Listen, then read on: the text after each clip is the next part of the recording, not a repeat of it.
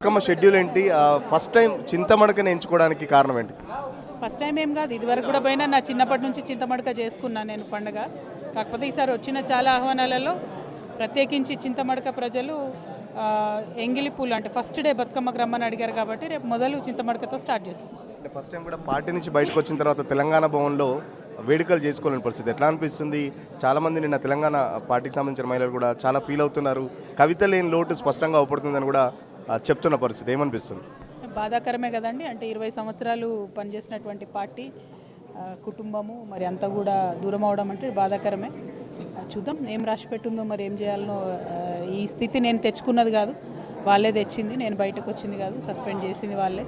కాబట్టి ప్రజల మధ్యకి వెళ్తూ ఉన్నాం, బతుకమ్మతోని ఆడబిడ్డల మధ్యలోకి వెళ్తూ ఉన్నాం. సీఎం చిట్చాట్లో మాట్లాడుతూ మొత్తం కేసీఆర్, కేటీఆర్, హరీష్ రావు నలుగురు కలిసి కవితను ఇబ్బంది పెట్టి పార్టీ నుంచి పంపించారని చెప్పేసి కూడా నిన్న చిట్చాట్లో మాట్లాడారు. ఏం చెప్తారు? అంటే నాకు తెలియదు సీఎం గారు ఏమన్నారో, కానీ ప్రజలు మాత్రం అదే అనుకుంటా ఉన్నారు. ఎందుకంటే బీఆర్ఎస్ పార్టీ సోషల్ మీడియా ఒక పక్క దాడి చేయడం, హరీష్ అన్న ప్రైవేట్ సైన్యం ఒక పక్క దాడి చేయడం, సంతోష్ గారి సీక్రెట్ మీడియా అంతా దాడి చేయడం, ఇవన్నీ అందరు ప్రజల సమక్షంలో ఉన్నాయి కదా, నేను కొత్తగా చెప్పేది ఏం లేదు. బతుకమ్మ చీరలకు సంబంధించి గతంలో 10 years ఉన్నప్పుడు బీఆర్ఎస్ ప్రభుత్వం ఇచ్చింది. చీరల విషయంలో ఇంకా క్లారిటీ లేదు. నిజంగానే 2 చీరలు ఇస్తామన్నారు.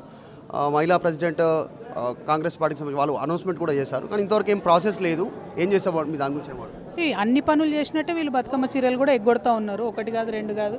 ఈ బీసీలకు ఎగ్గొట్టిండ్రు, అట్లనే రిజర్వేషన్ అని చెప్పి 2500 ఇస్తామని మహిళలకు ఎగ్గొట్టిండ్రు, స్కూటీలు ఇస్తామని ఆడపిల్లలకి ఎగ్గొట్టిండ్రు, మినిస్ట్రీ ఇస్తామని మైనార్టీలకు ఎగ్గొట్టిండ్రు. చరిత్రలో మొదటిసారి లంబాడా మినిస్టర్ లేని ఫస్ట్ క్యాబినెట్ ఇది, ఎస్టీలకు మినిస్ట్రీ లేదు. సో ఇట్లా 1, 2 కాదు, ప్రజలకు ఇచ్చిన ప్రతి హామీని కూడా తుంగలోకి దొక్కింది కాంగ్రెస్ పార్టీ. సో ఈ పార్టీ పట్ల ప్రజలకు ఏమాత్రం కూడా నమ్మకం లేదు. అట్లీస్ట్ సెంటిమెంటల్గా వాళ్ళకు కూడా ఆడపిల్లలకి ఇస్తే శుభం కాబట్టి ఆడపిల్లలకు చీర, బతుకమ్మ చీర ఇస్తే బాగుండేది, ఆడపిల్లలకు 2500 ఇస్తే బాగుండేది.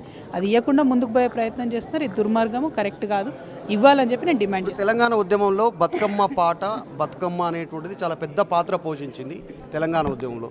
ఇప్పుడు బీసీలకు సంబంధించిన అంశం కానీ, క్షేత్రస్థాయిలో వసతులు లేకపోవడం కానీ, వాటి గురించే మన బతుకమ్మ పాటల రూపంలో కానీ బతుకమ్మ పోయినసారి కూడా బతుకమ్మ ఆడేటటువంటి చోట్ల ఎక్కడ లైట్లు సరిగా పెట్టలేదు ఈ ప్రభుత్వం, సెక్యూరిటీ ఇవ్వలేదు, కనీసం వాగులు, చెరువులు క్లీన్ చేయనటువంటి పరిస్థితి. చెరువులు ఊర్లలో కొంత కంప తీపిచ్చి చేస్తే మంచిగా ఉంటుంది ఆడుకోవడానికి, అట్లా కూడా వేయలేదు కనీసం. సో ఈసారన్నా కొద్దిగా శ్రద్ధ పెట్టి అరేంజ్మెంట్స్.